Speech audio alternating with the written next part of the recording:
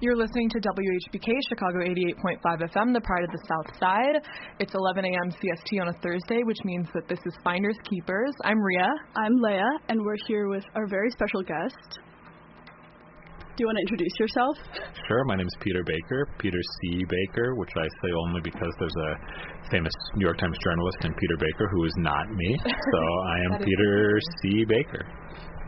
It's nice to meet you, Peter C. Baker. Nice to be here.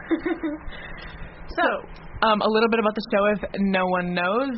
Every single week we have a new guest and we talk about a song that they bring in, why they chose that song, how they found it, and why they choose to keep it in their lives, hence the name. And Peter has picked some songs for us today. To give a little bit of background on Peter, do you want to introduce or should we? Go for it. Okay. So Peter, if many of you guys do not know, is a writer and journalist, and also a Substack magazine collector, author, and also has a pretty great Twitter. So check out Peter's Twitter if you ever want to. But the first song that we have from Peter today is Supercorrected. Is that the one you want to play first? Yeah, sure. Okay. And will you just say the name and who it's by? The song's called Supercorrected. It's by the Canadian band Broken Social Scene. And just a little bit more on, I don't even know how we sort of connected with Peter. He has a blog magazine that's very similar to the premise of Finders Keepers. So we thought, why not bring someone on who sort of does a similar thing that we do, but sort of in a text form. Mm-hmm. And yeah, we're really excited to hear about the songs. Yeah, I should say it's called Tracks on Tracks and tracksontracks.substack.com. Mm-hmm. There it is. Amazing. All right, this is Supercorrected.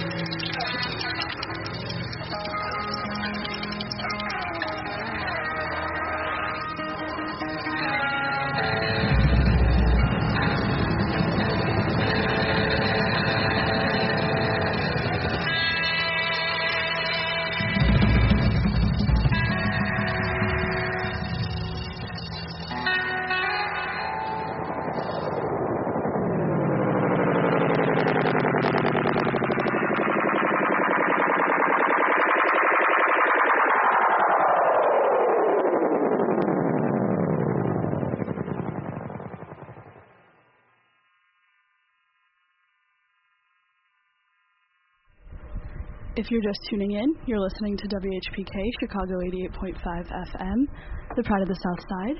This is Finders Keepers every Thursday, 11 a.m. CST, and that was Supercorrected by Broken Social Scene. Peter, what do you have for us on this song?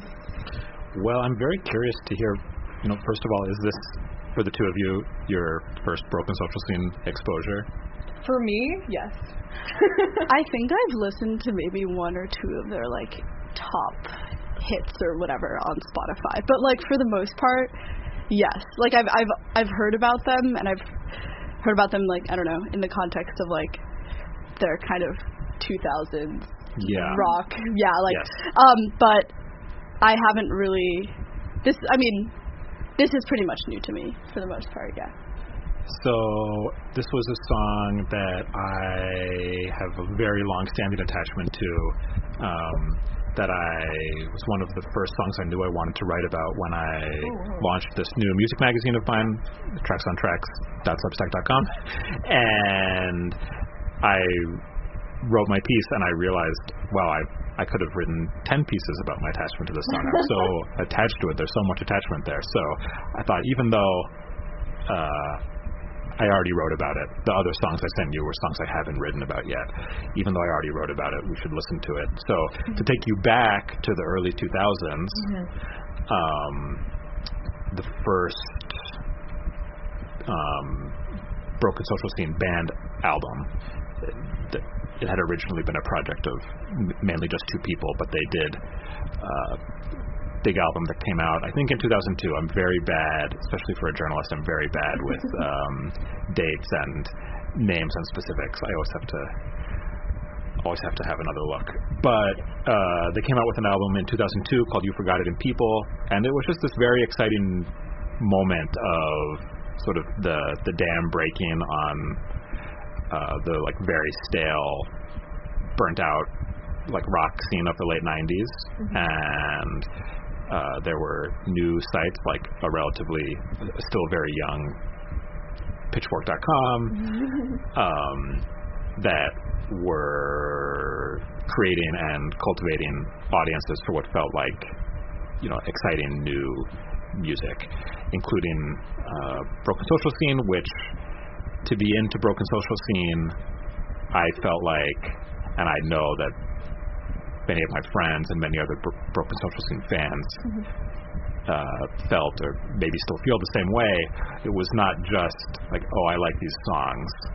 There was an idea to get attached to, because it was this big line. It was like a super group. It was this big lineup. Someone different was singing on every song. Lots of people were singing on every song, and you would go see them on one tour, and it would be some people on stage. You go see them on the next tour, and it would be a slightly different group of people on stage, so cool. And they were all Canadian, and they were all also in other Canadian bands, and they all knew each other. So you would go see Broken Social Scene, and there would be people say, oh, that's the singer from Stars. That person is playing in Do Makes They Think. And you'd go see Stars and be like, oh, that's the person from Broken Social Scene. And there was this sense that there was this shared body of songs between these people, up in Toronto or wherever, and they all knew each other's songs and knew each other, and it was extremely magical to connect to as a listener and feel like you were a part of it. In 2005, they released a self-titled album, the album that Supercorrected is on, and that was, this whole feeling just expanded and intensified. It was a bigger album. It was noisier. It was, this, you could hear, no matter how good your speakers are, when you play it, it sounds like your speakers are kind of blowing out. There's just too much in it. It's stuffed, overstuffed, but in this, to me, very pleasant, pleasing, moving way. And it was a very happy time of my life. I was a junior in college. I had friends. When I started college, I wasn't sure that I was going to make friends in college, and it turned out I did, and I was so relieved. And it was kind of oh, Broken Social Scene, they're friends, and they're all in these like big overlapping friend groups that make a big friend group that lives on in song, and that I can participate in through listening and going to see them play, and I have that too, and I had a few friends in particular, one of whom, whose name is Scott, I think is listening right now. Hey Scott. Hey Scott. And we just had an endless appetite for listening to these bands and talking through like exactly what I'm talking about now. And this one song, Superconnected, felt to me at the time like it was actually about all of this stuff, like being so connected and in this pleasantly overstuffed, like rocking way. And I loved it, and to the point where I started a ritual, and I've been a person, I've always like envied people who have rituals, and I've never really had them for myself. I don't know, and I've wondered, what's that about? And it seems like something that people have in movies. People have rituals in movies. For sure. I'm like, do real people have rituals? And for a while I did. I played this song Superconnected every morning. Oh wow. Like your alarm? Not like my alarm. I think it would be more like after a shower, but while like getting dressed and ready. Wow. So it was like your theme song, It was my theme song. Like I'm going out, like things are so good, and you never got like numb to it or anything? I mean, at some point it must have been the last day. Okay. And I didn't know it. Oh. Tragic to think about. Wow. And I have no idea, but no, I loved it. It's like things are so good. I'm connected to all these people, and it feels good to just celebrate that and feel that sort of like mirrored and modeled in this song that somehow exists. And also that they're somehow making their way in the world with it.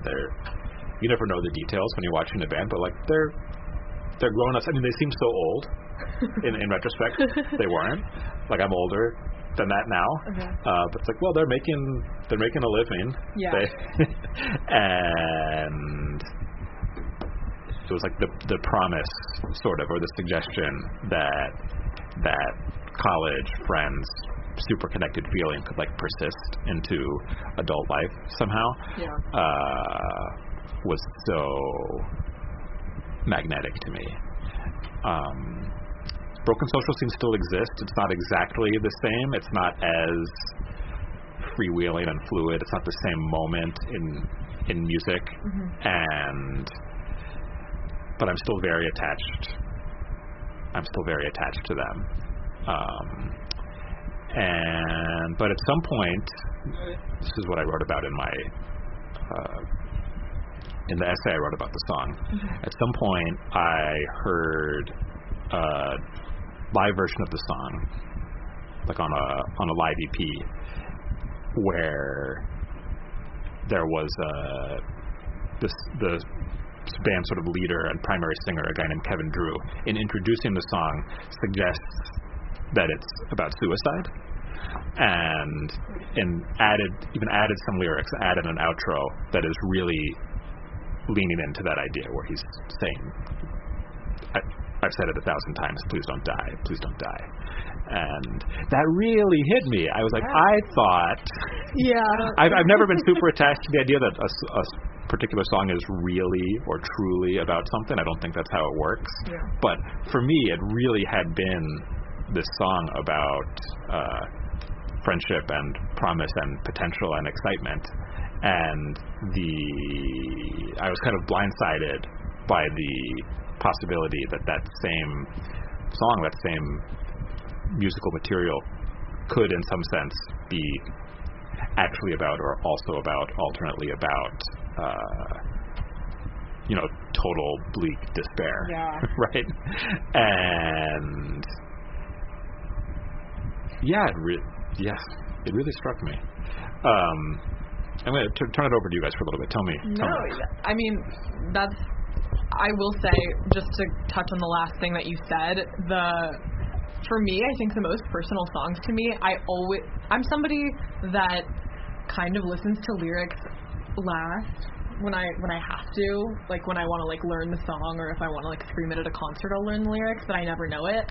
But I find that the songs that usually hit me the hardest are the ones that have nothing to do with what the song was written about. Actually, like probably one of the only songs I've ever consistently cried to is by this like small artist named Madeline the Person, and it's called As a Child, and it's about her late father. And when I heard the song for the first time, I started crying because of like the chorus is like and it burns for a while when you carry the world as a child. And I bawled my eyes out, but I didn't know it was about her late father. I had no idea what it was about. It was like so personal to me, but the song was so different than what I thought it was. And so I always find it interesting to see how people reconcile like the actual intended meaning of songs with their own.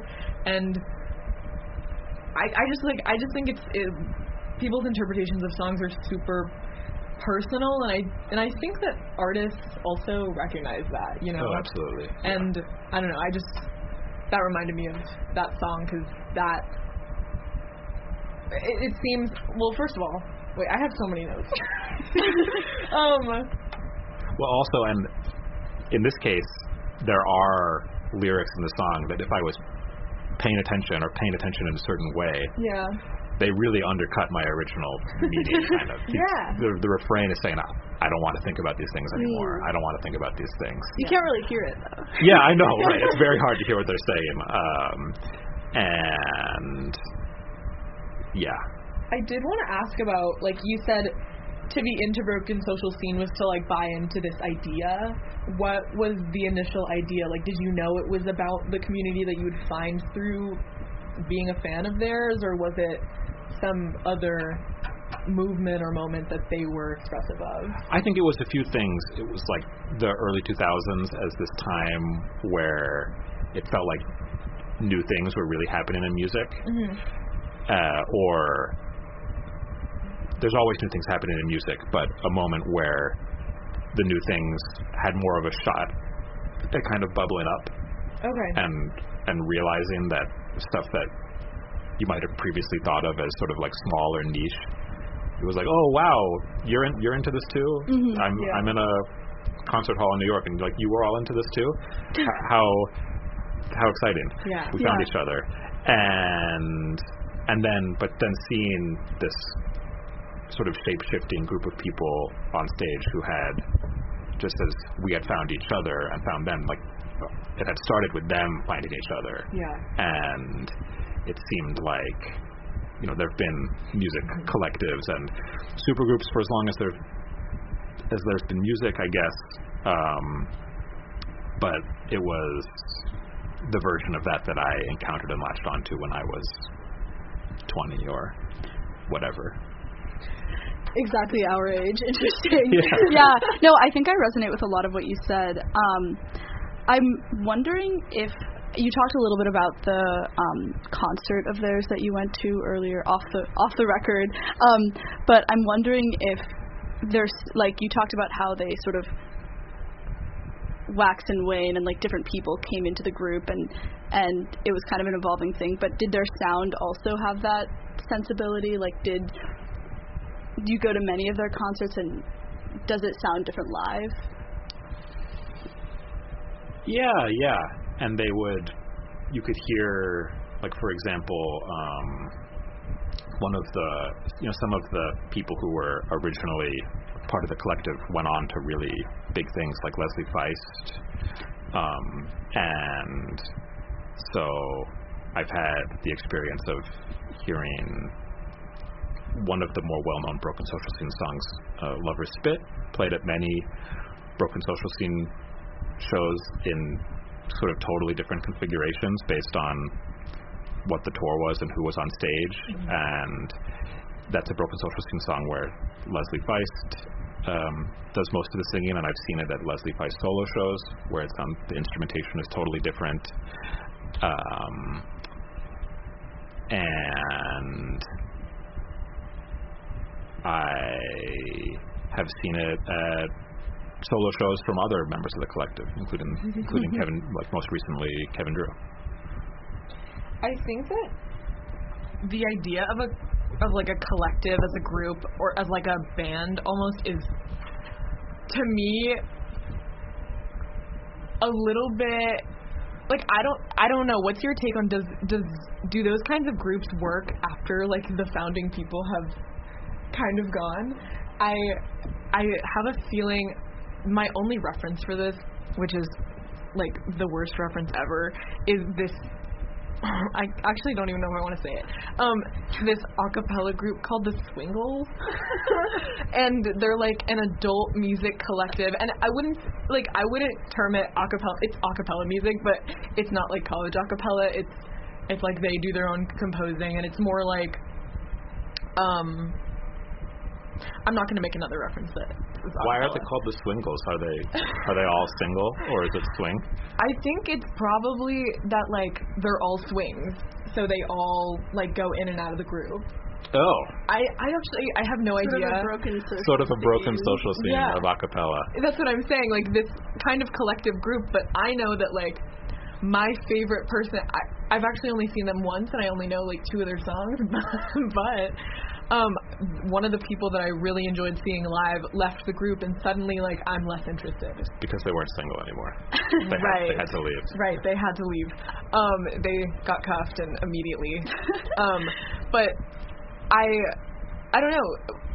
Has your connection to the band itself ever withered, or have you like stuck with like Leslie Feist and like the certain artists that you like from the band, or is it just like the group itself that you feel more connected to? I still follow what everyone is up to. Okay.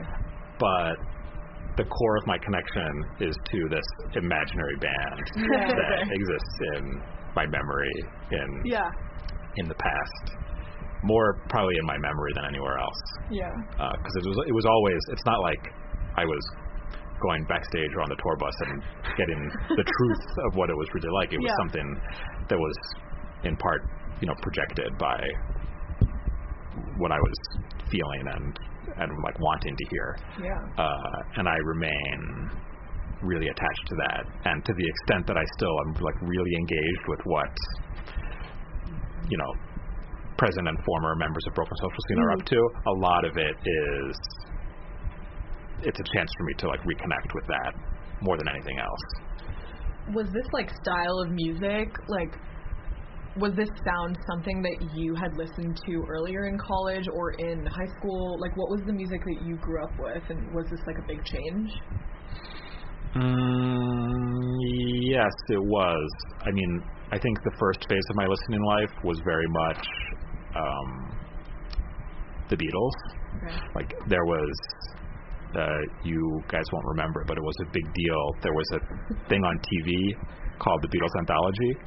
I know it. That really like re-sparked a kind of Beatlemania, and I got super into the Beatles in this obsessive way of like reading books about the Beatles, and then you read and say, oh, the Beatles were in this sort of rivalry with the Beach Boys, so I started listening to the Beach Boys, and so I started listening to the Rolling Stones. Pipeline. And one thing would lead to another. That was the first chapter of my listening life. The second chapter was much more oriented around like late 90s punk and ska. Oh, wow. Occasioned mainly by the fact that this was before the streaming era and sort of like before the download era too. That most of the punk and ska labels, they would put out samplers. Okay.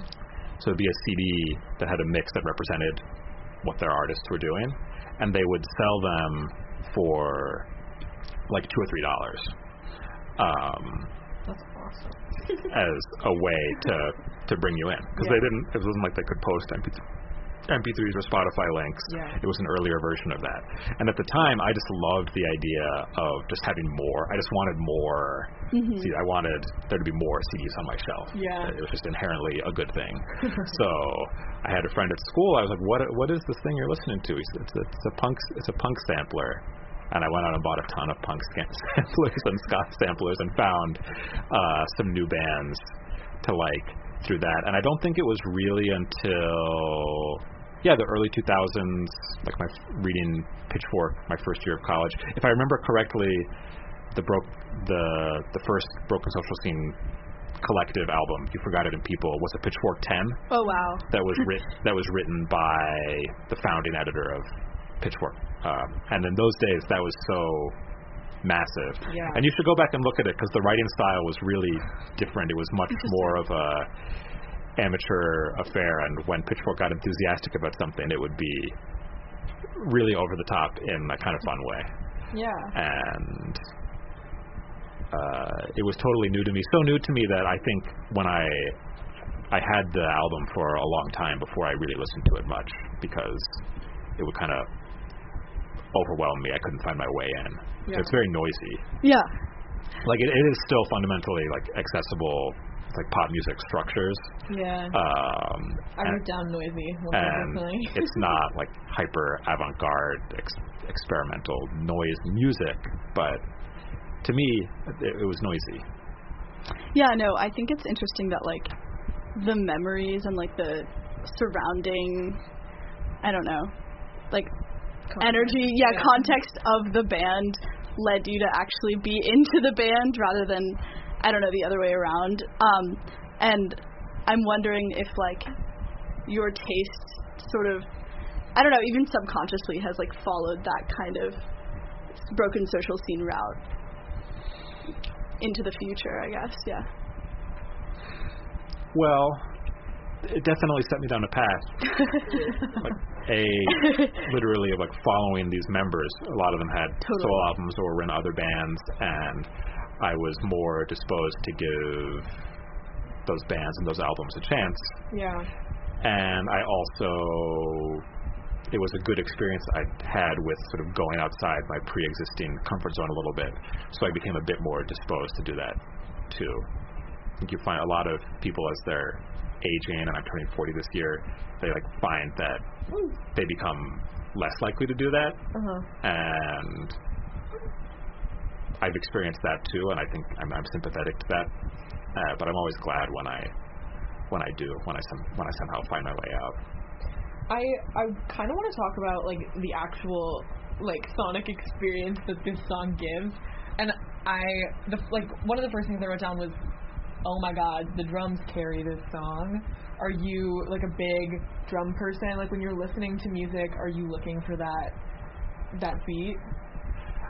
Yeah, I wouldn't say I'm necessarily a beat person. Okay. Like I've got to have that beat, but I do think compared to your average listener, I do maybe have some more opinions about the way drums sound. Okay.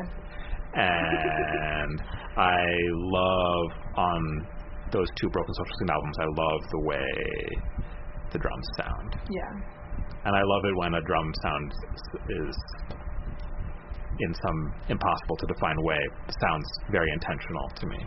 It sounds super intentional in this song. I mean, it like went through so many. I feel like you could solo the drums on this song and it could sound like an orchestral piece with movements in it.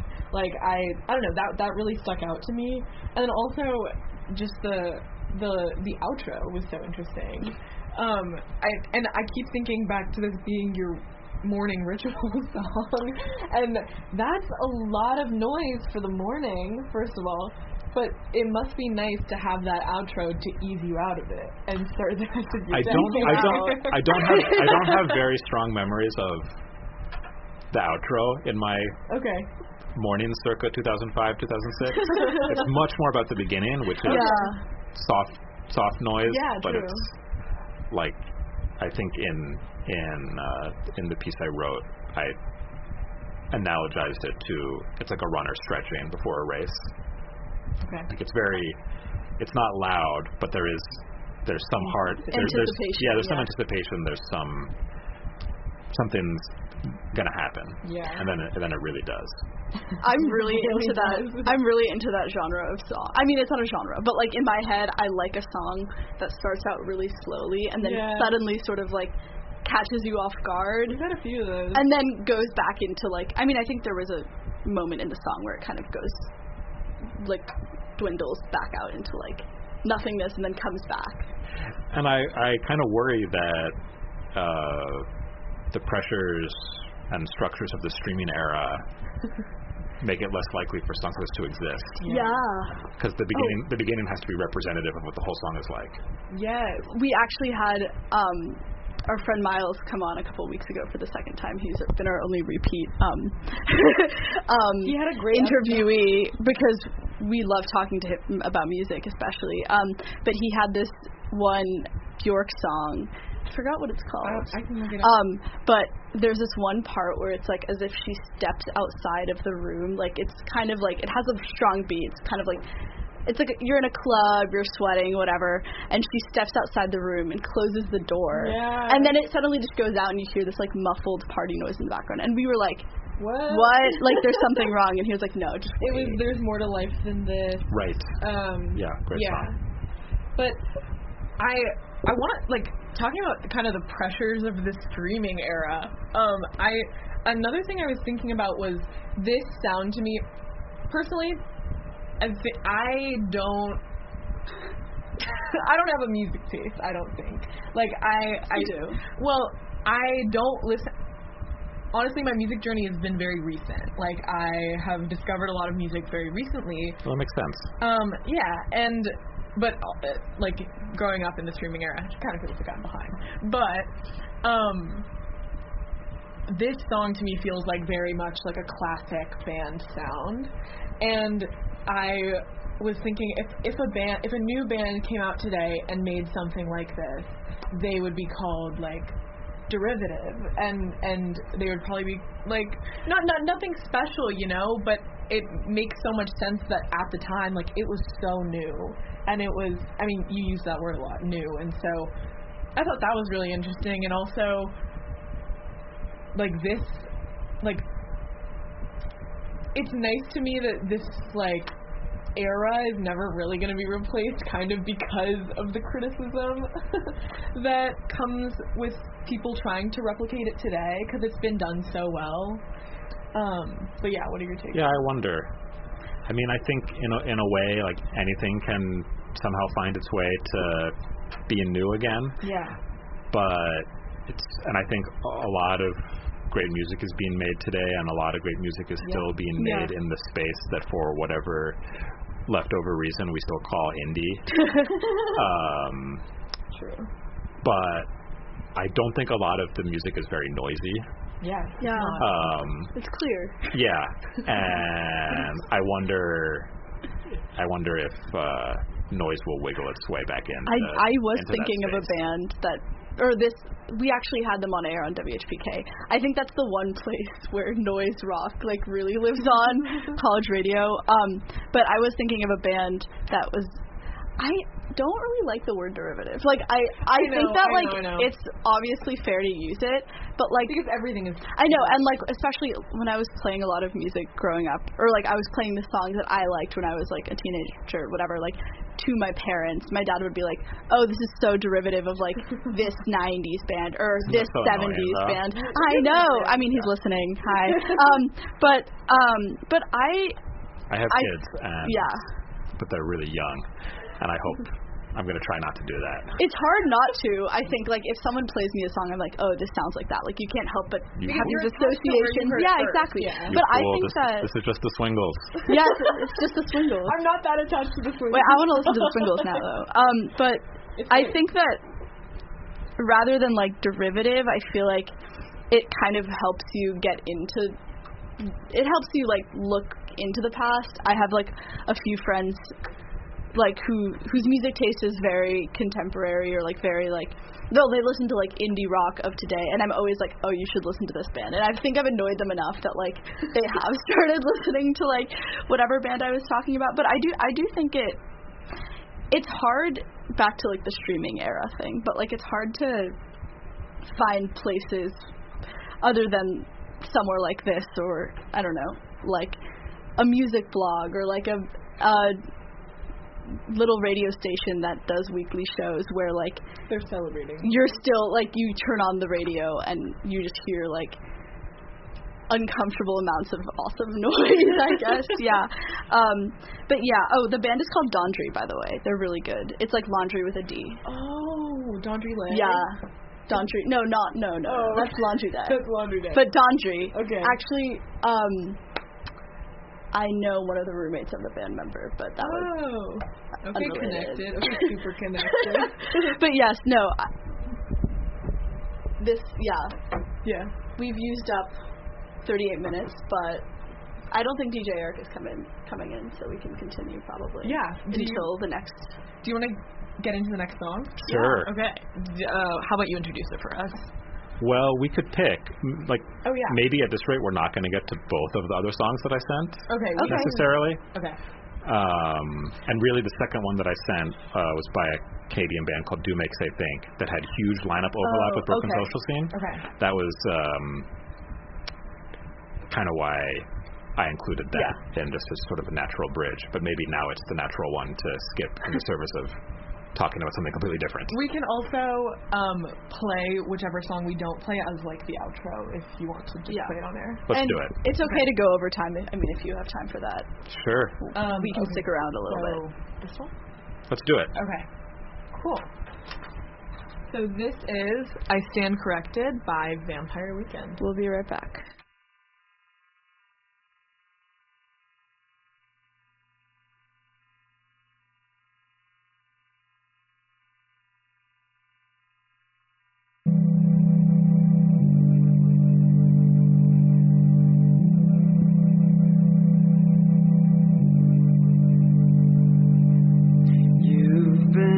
Checking on my facts, and I admit I have been lax in double screening what I say.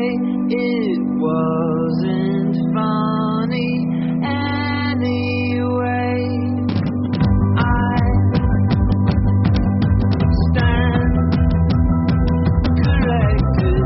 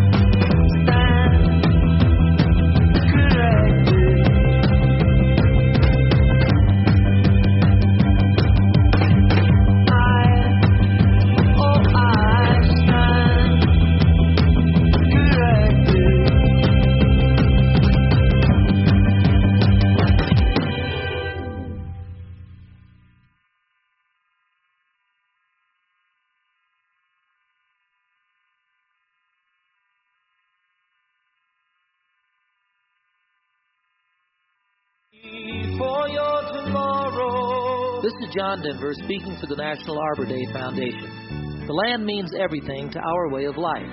Year after year, America's farmers till the soil, bringing new life from out of the ground. We feed the nation and the world because the land is so productive. But will we be as bountiful for future generations?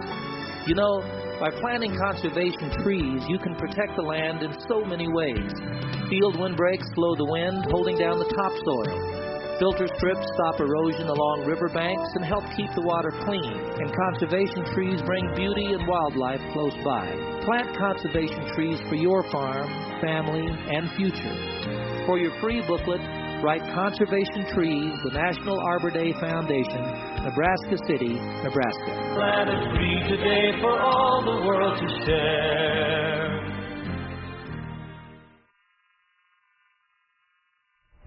Welcome back. You're listening to WHPK, Chicago 88.5 FM, the pride of the South Side. This is Finders Keepers with Rhea and Leia. And today we have a special guest, Peter C. Baker. And the song that just played before National Arbor Day was I Stand Corrected by Vampire Weekend. So let's get into it. Intro us. Why this song? Yeah, why did you find it? This song is very memory-laden for me. Picking up the thread, talking about the early 2000s indie, there were these multiple, micro chapters, and by the end of college, Broken Social Scene came in more when I was starting college, and by the end, there had been probably a couple more waves that had bubbled up through like music blogs, and Broken Social Scene is kind of not really a millennial band. It's a band with millennial fans, but they're like young Gen X people, I think. I would say, yeah. Certainly in their sort of gestalt. They're more Gen X than millennial. Or maybe they're just Canadian. I don't know. Do Canadians sort of have a Gen X energy? I don't know. I think of Canada as a very Gen X country. That's right. Wow, yeah. Yeah. Also, it is crazy how much Canadians really do have their own music scene. Oh, yeah. Like, there's a lot of not overlap. Yeah. Celine Dion and Drake are the only two that are coming to mind. And, like, the Tragically Hip. But those are a horrible conglomeration of three. I love Celine Dion.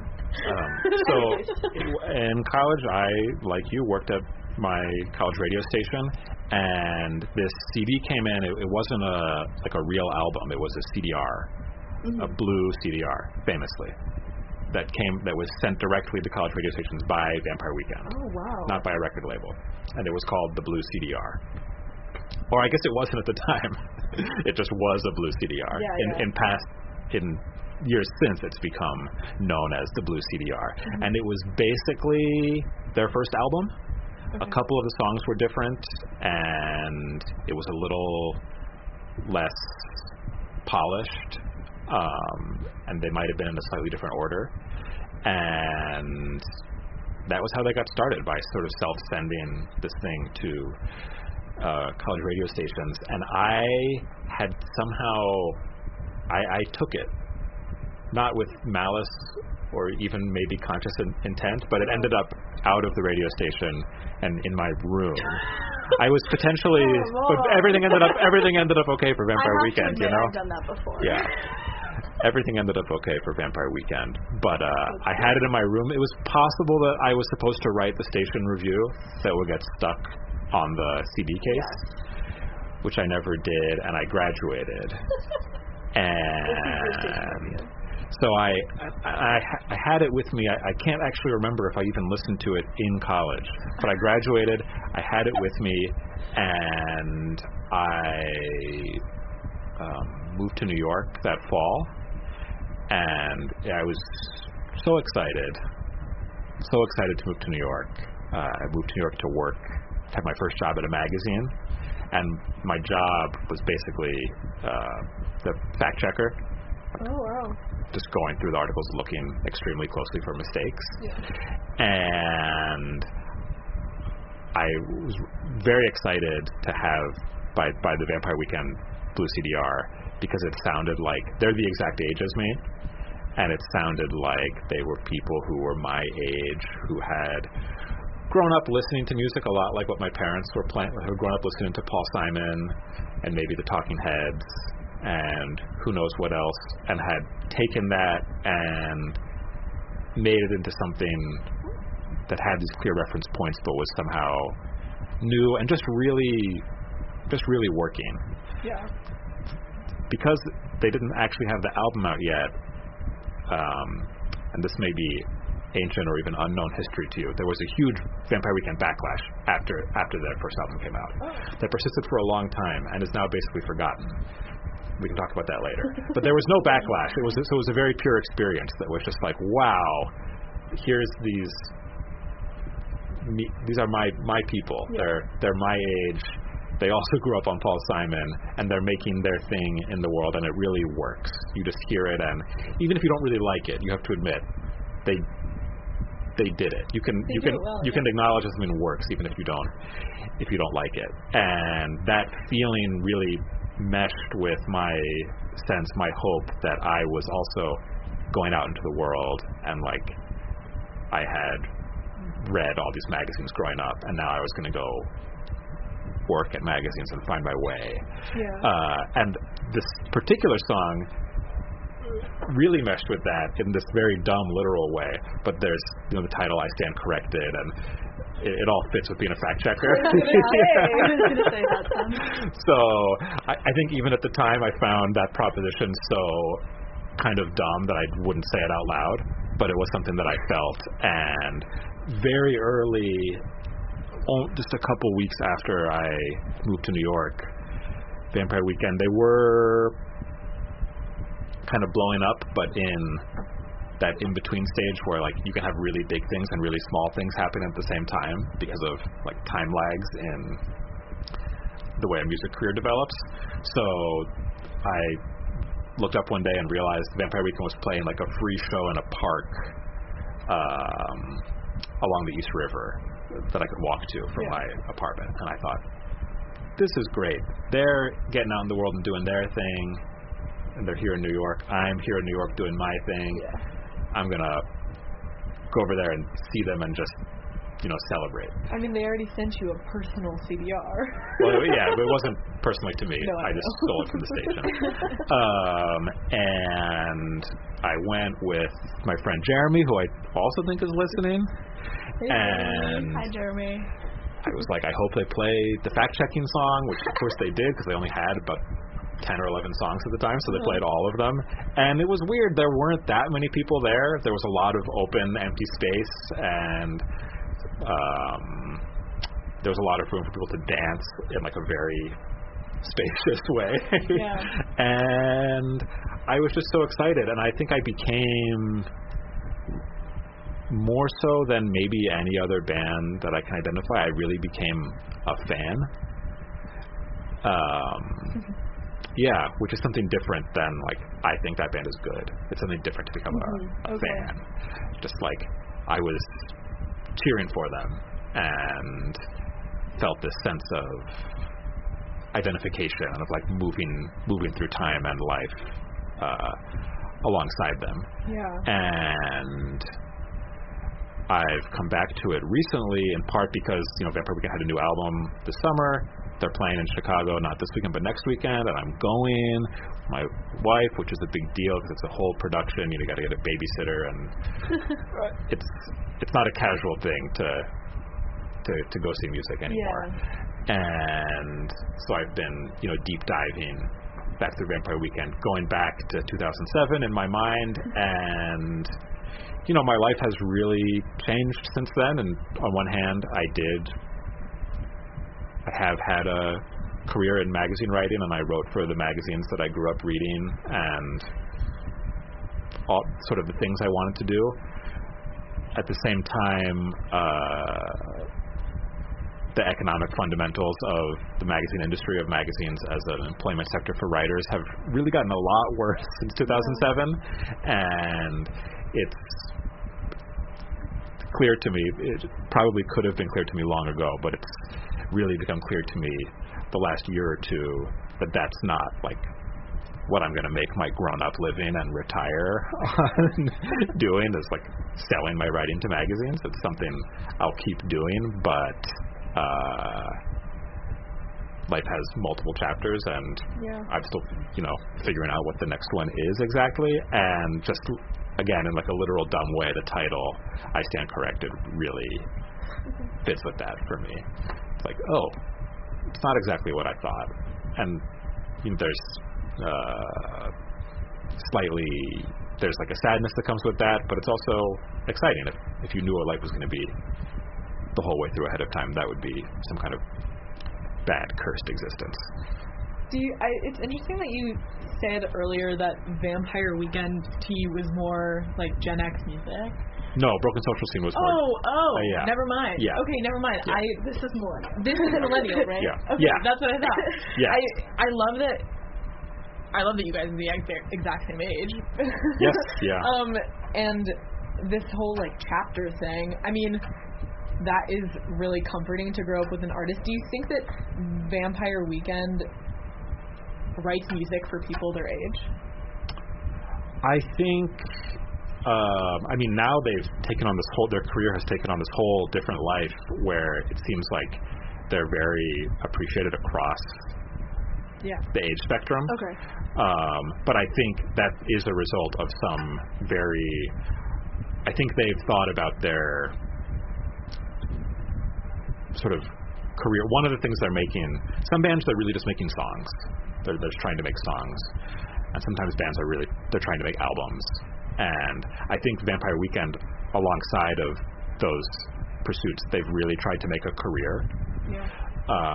And that's like one of the palettes that they're working on, and I think they've succeeded. But I'm very curious, since Vampire Weekend is such a generational touchstone for me, like what, if anything, do you know or think about Vampire Weekend?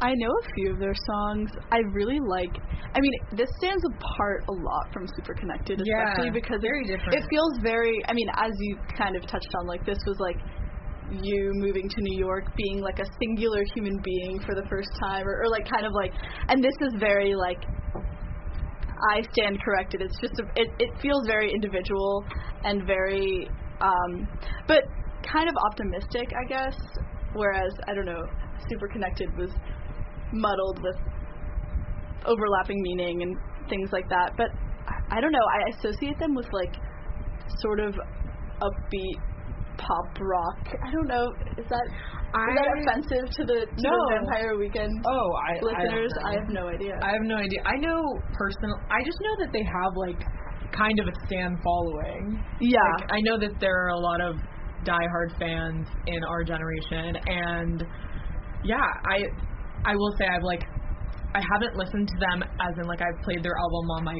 computer, but I have heard it, like friends have played it for me. Yeah. But they're definitely super known, if that is a concern. Right. When they kind of came on to, when their first album came out, when their second album came out, it was really, it was a different cultural moment. Yeah. And they were at the center of something, and which drew a lot of attention and scrutiny to them in a way. Now their career is much bigger, but also less scrutinized. They become sort of part of the furniture of my generation. Yeah. Wait, I'd love to hear about the controversies or scrutinies, if you're willing to share or bring that back out into the world. I don't know. It's going to sound so it's so strange to try to evoke it, because it all sounds kind of silly. But one thing was that when they first came out, there were two things that were intertwined. One was that on their first album there were some elements and like musical references and allusions to like Afro-pop, like African guitar pop, among other genres, but that's the most salient one for the purposes of this discussion. Mm-hmm. And they had a sort of intentional self-cultivated image, which was that they wore like preppy clothes, which was a totally different thing back then. This was before the prep revival. Like it was hard to find preppy clothes. You had to like go thrifting and find. You couldn't like go buy boat shoes. You had to kind of track them down. Okay. And you're pulling up their Spotify now, and they're not really doing it at all. They're doing something else. Yeah. But it was going back to the idea that I brought up before of how they were making a career. They were like, what are we going to look like? What's the story that we're going to tell? They had an image. And they had an image. It was not just the songs. It was this whole way of being in the world through songs and through, like, I don't know what through the paratext of what they were as a band. So and many of their lyrics, a little bit, yeah. That's crazy. Yeah, we're looking at a picture of kind of preppy Vampire Weekend. Wow. This looks like they're like a boy band. Yeah, and so we have the borrowing of Afropop elements. Yeah, okay. The preppy clothes, the backstory of them all meeting at Columbia, at Columbia, right? Yeah. being like Ivy League kids. Yeah. And lyrics about privilege and wealth and other things. And the combination of these three things really led some people to say to have it out. The combination of these two things with their sort of astronomical indie level success created a lot of haters. And it was an intense conversation on like the music blogs and Tumblrs and et cetera of the time of like what's the right position of a Vampire Weekend. Are they a few weeks after this concert by the East River, this memorable concert for me, I actually I was working at a magazine for the first time, and I had bought a supervisor who in retrospect was also really young, like in their 20s, but seemed so old and to me they had a real job. They weren't like an intern, a fact checker, they were a young editor at the magazine. And I said, Vampire Weekend, I was at the free show by the East River. And so witheringly, she said, Vampire Weekend. She said, I checked them out, I heard them, but it just sounds like music for a J. Crew commercial. And I thought, do I like it? And I was young, so I was worried about this stuff. I said, do I like something that's actually not cool? Do I like a bad branding thing? image? Yeah. And that's all, I'd like to think that's all in the past. For me now, I like what I like, and I'm not worried about what it says about me to someone, especially a stranger. Did the controversy, all this stuff about what place do they have in the music scene, did it fizzle because people were just like, the music is good? I think it fizzled because for many reasons. It didn't have the internal energy necessary to keep itself alive. They didn't continue with the prep thing. It wasn't like an expression of their core identity. It was a costume, and they moved on to other costumes. And they kept on putting out music. We were talking before about things that just work. And even people who don't like Vampire Weekend, I think kind of have to admit that there's some type of accomplishment. They're good at being Vampire Weekend, right? And it's as their body of work has grown, it's become harder to pin these lines on the appropriation thing. And these conversations had a moment in the sun, just like indie had a moment in the sun in the 2000s, and they've kind of gone away for many reasons, including that the ecosystem of music writing has changed so much. Like now there's 1,000 articles about Taylor Swift, and it's not, and it's just different. Totally. I also think that branding has become, or branding yourself as a group has sort of become such a big part of being a successful contemporary musical art. Unfortunately, I mean, whether good or bad, I feel like it's kind of fun when obviously people put on a certain costume, but I think that, I mean, to bring up Chapel Roan, oh my god, that's the, I mean, of course her music is a big element of her identity and she's her a drag queen. but she exactly there's this kind of I think it can be positive aspect to a lot of music these days that's they only really reach success when they create this costume and persona, like, sort of around themselves. But it's really clear to the audience. I think that's also important with those types of artists. To me, like, sometimes I'm just like, oh, I'm glad that they have this image that isn't themselves, because like, that's a lot to get scrutinized on your image and it's just you. Like, for their own mental health. Like, keep your image. That's a good thing. I know we're a little bit over time. Are we okay? Yeah, we're good. Okay. I don't have anything until then. But I wanted to bring up, because we talked a lot about noise with Broken Social Scene. This feels very different. This feels like, before I forget what we said, but this feels like clean noise, you know? Yeah, absolutely. It's very arranged and everything has its, like, fit part. What are your thoughts on this as opposed to Broken Social Scene being two songs that are both very important to you? Yeah, it is very clean. It's interesting on the new Vampire Weekend, there's, by their standards, a bit of noise. There's like feedback and hiss and that kind of stuff. And yeah, I think with any of these things, it's not, I don't really have attachment or allegiance so much to any particular sound or level of noise or approach, and what it is it's much harder to identify, a much harder to pinpoint thing where do you have the feeling that somewhere inside the song it's like the result of the people who were responsible for it, like finding in that noise or approach exactly what they needed for, it's something that's come to, like, not by default, right? Yeah. And it also comes to you at the right time and place. Yeah. Absolutely, yeah. Like, it's funny, I love Broken Social Scene, and I like a lot of the music they've put out ever since the self-titled album, but on a lot of them I do have the sense, compared to these great first two albums, that some of the settings are kind of on default, like they're playing themselves a bit.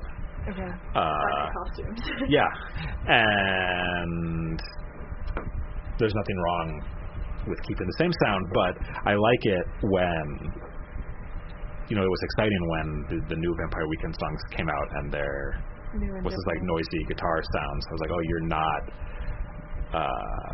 you're not attached to anything besides chasing whatever your special something is, and thinking about that. It's like a meeting point between like where you are and what you know and your preoccupations and your abilities and your bandmates, all the same for your bandmates, and where the culture is at that moment, and also where, you know, individual listeners are. And I think that's part of what, like, being a band is. I'm kind of guessing because that's not really what I do, but it's, you know, like an author and novelist, I think Have you ever been in a band?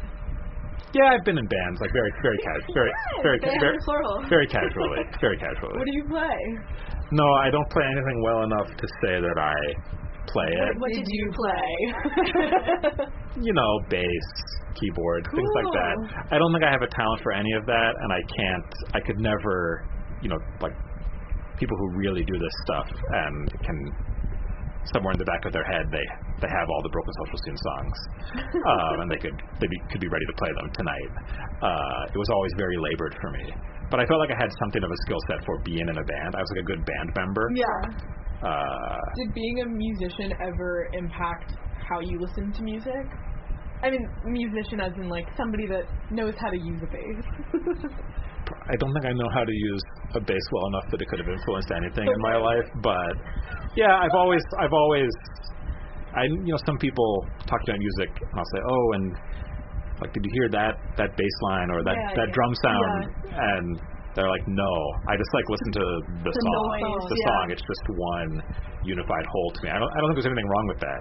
It's just not the way I listen, really. I mean, sometimes that happens. I'm just like, wow, I'm in this whole song, but some part of my brain is always lit up, picking it apart. I think that's something we talk about a lot. Yeah. The, like, picking apart songs versus listening to them as a whole. And also, like... They each have their own benefits. Like, I feel like you can...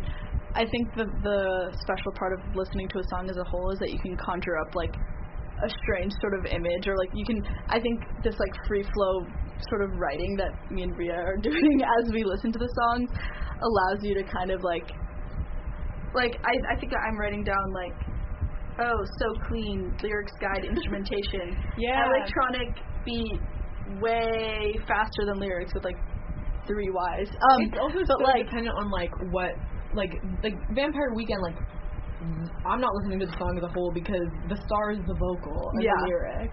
And so, I don't know, it also depends on the band, but they're both good. Yeah. And also, I think our tastes, I mean, you asked earlier about our music tastes. I think that we don't really have defined music tastes, but I think the important part in terms of our show is that we look for different things in songs.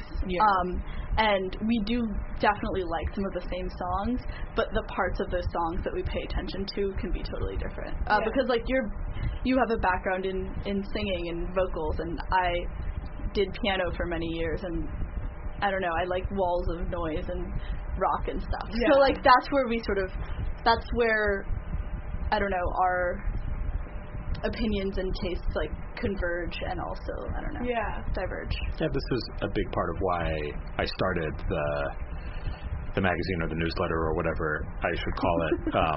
Tracks on Tracks.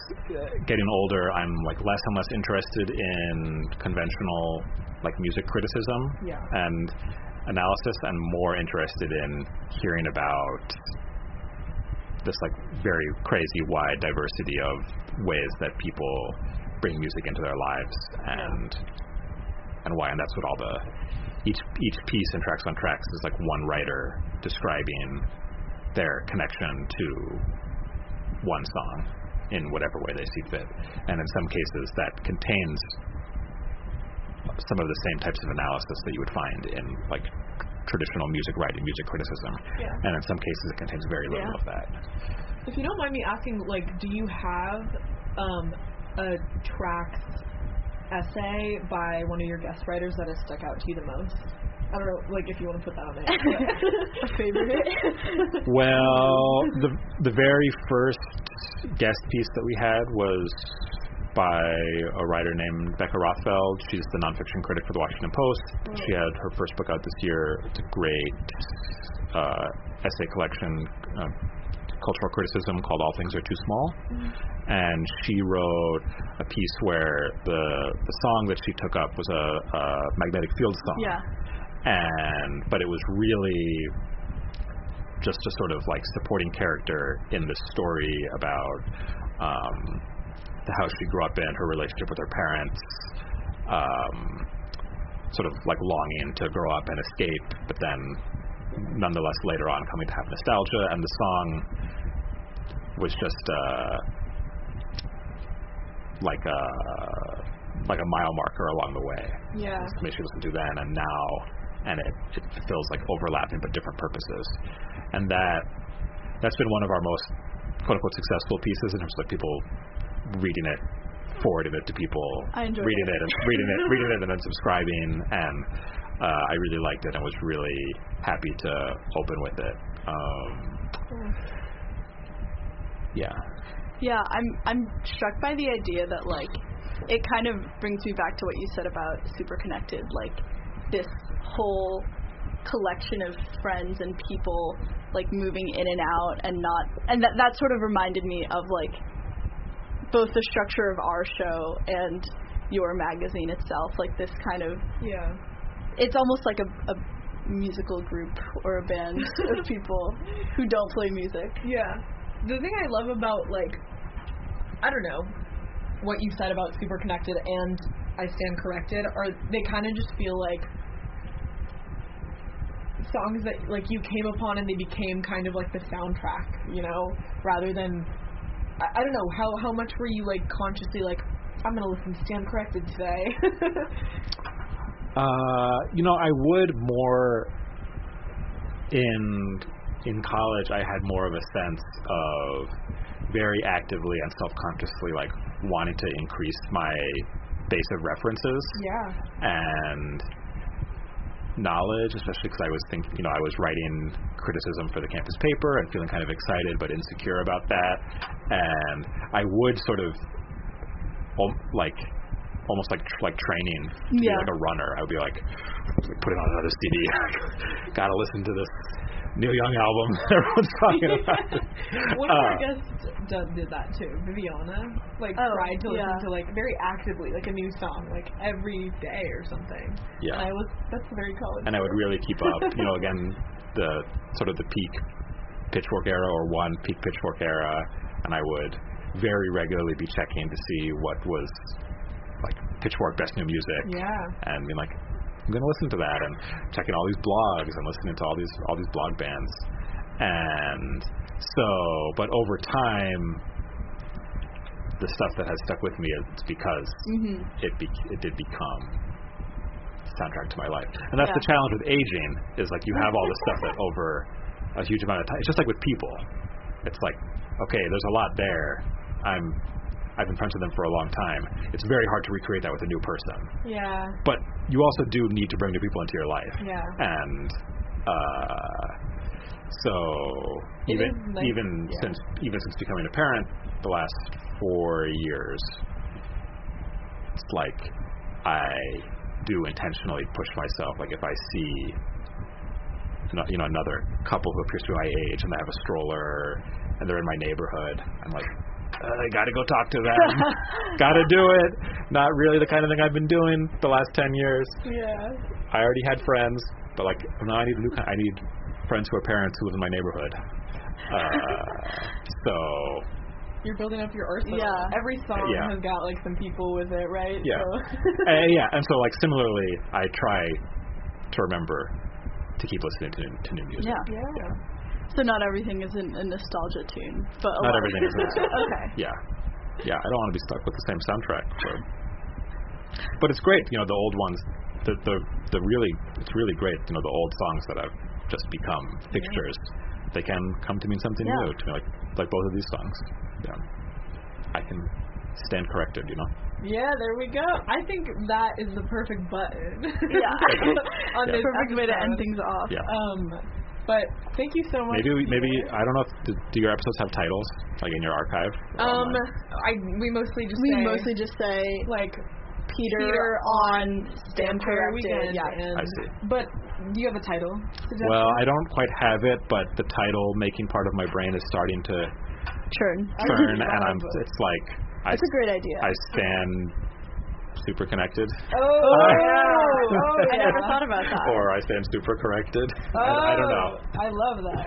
Super corrected. That's awesome. Super corrected. Yeah. That's going on. And it has relevance to what we talked about. Everything. Oh yeah. So relevant. So relevant. Yeah. Is there anything? This is your time on air. Is there anything that you want to say to the airwaves of the Chicago South Side? Or to friends, or to family? No, it's been great to be here. tracksontracks.substack.com. There you go. Everything's free. Sign up. Comes right into your inbox. They're short and stylish. And I feel compelled to say I'm also a novelist. My first novel is called Planes, Planes, and it's available in light, affordable paperback here at Seminary Co-op and 57th Street Books. I believe they should have some signed copies left. And I also hear you're coming out with a new novel about a detective in Chicago. Your Twitter said something about who takes the Metro with a beer in his hand. Well, no, that was okay. I am writing a Chicago private detective novel. There we go. It's not scheduled yet because it's not done. But another.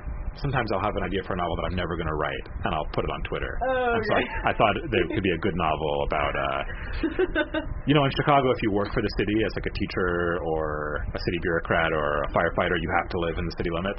Oh, okay. And I wanted to write a little kind of like European modernist novel about some guy who works for the city but lives outside of the city. You should do that. One of these days. One of these days. One of these days. Thanks for having me. Of course. Thank you so much for coming on. Seriously, it has been. It's been such a pleasure. pleasure. You are listening to WHPK Chicago 88.5 FM, the pride of the South Side. I've been Rhea. I have been Leia. And Peter C. Baker. Thank you. Tune in again next week for another special guest. Should we give a hint? Yeah, we should give a hint. History, music, all of the fields that you could ever want in one. Chicago. You know more about him than I. Yeah, well, he interviewed me for a job. So he's Leia's employer. In some ways, yes. In some ways. But also, I like that we're branching out to non-students. This has been a trend that we're going to continue this summer, so and we're still looking for callers all the time. If you follow us on Instagram at finderskeepers.whpk, you can DM us if you want to be on the show into the school year, over the summer. We have some slots open in September, and we'll be here in September, so we'll have a long run this summer. We're so excited to see where this goes. Thank you.